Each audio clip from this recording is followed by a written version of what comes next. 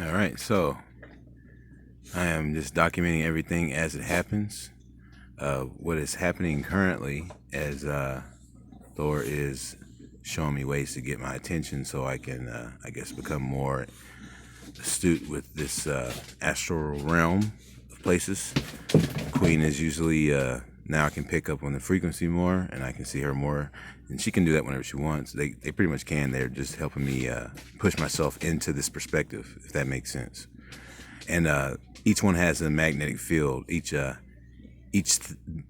being or thing that comes from that space has a magnetic field that you can actually touch, like a tangible item, even though it appears to be like ghostly or not there or whatever. And then just the typical environment. I just drew all the details so I could basically capture how it happened. Typically I'm facing that direction, but you get the idea. You can kind of see a typical day.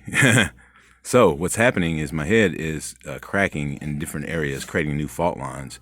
In the head, as it's releasing and loosening, these elements are starting to balloon as the eyes pop out of their sockets. And I can also tell you more about that. Hold on. I'm starting to realize is what the neck is widening from also is not only just chi that's creating a thickness in the mass of the skin and a differentiation of like a typical regular skin and a skin that is absorbing the sun. There's also a post that's coming up and is expanding. Every other part of the post is also widening at the bottom as it tapers at the top, but not necessarily tapering, more cylindrically, and then expanding, and then also creating what should be just like an ending, widening end, like a cone, but a coning effect, but it expands like a sponge inside of the open space cavities that get eaten out. So this is like a representation of the eyes eventually. As we know it, we start off with eyes that sit inside of the socket deep into the pit of the eye. You can feel the skull and everything usually, and it's sitting in there. But now, with a lot of practice and turpentine in the eyes and stuff like that, it melts away the glue that holds it in place. So you would imagine it being something like this, kind of like an ice ring in a dome. You imagine the irony of all this stuff. And then as you do it, it eats away and it gets more to the back. And then when it itches enough, you can feel the layer that is saturating onto the electrical conduit, which is the eye. It has a chakra inside of it, and I can thrust it just like I do the pineal gland. And the ears have them, the eyes have them, obviously.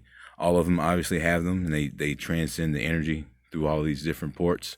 And basically, I'm opening it all up by putting in the turpentine, sun gazing, eye prying reps. I do about 25 sets of 25 at a time, and then you do that on each eye, and it pushes the eye out like that.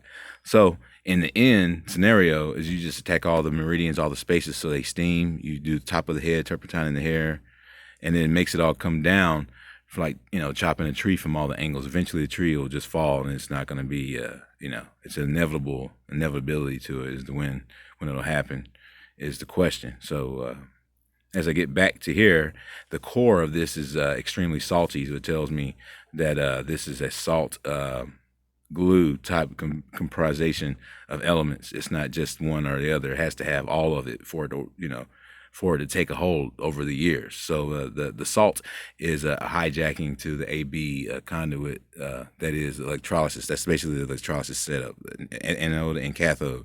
So C, what I'm seeing is the salt is acting as a C, a third party. It comes in and it disables what appears to be the electrical output that could free this eye from being held back. So it maybe acts as a dump, so to speak, and holds all the energy back from being able to extrude its full potentials by absorbing and acting as something that would complete the wire, but creating a differentiated electrical expectation of sorts, maybe absorbing instead of passing, kind of like steel. You can create orgone accumulators and capsulize energy inside of a steel box because steel steals. So if you draw it into a steel capsule, it will eventually collect and accumulate, and that's what Wilhelm Rechter discovered, the orgone accumulator. So I've been working on trying to perfect one for my own, different elements. And orgone is just basically life force energy. They always come up with a different term as to, very interesting. Yeah, but the term is always usually, So here we go. So all this all gets diluted down, and it feels like basically it's coming out of a pit of glue and salt. And once it gets to the bottom, you can feel the core of it, and it gets really hot, and the whole eye boils, and that's pretty much the electrical response that is being obstructed from the elements that are being consumed on a regular basis. So, typically what you want to do is just have a regimen of sun gazing, long hours, using turpentines to cleanse the body, regularly clean out the ears, because all this stuff's all connected. Once these start popping out, the ears start popping out.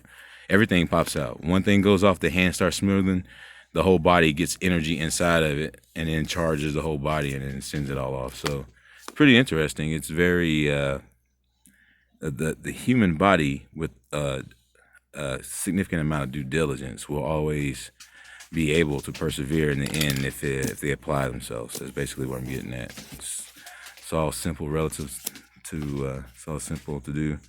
But at first, things seem complicated. You don't know what you're doing, where you're going, what you're using, and in the end, it's all relatively pretty basically simple, straightforward.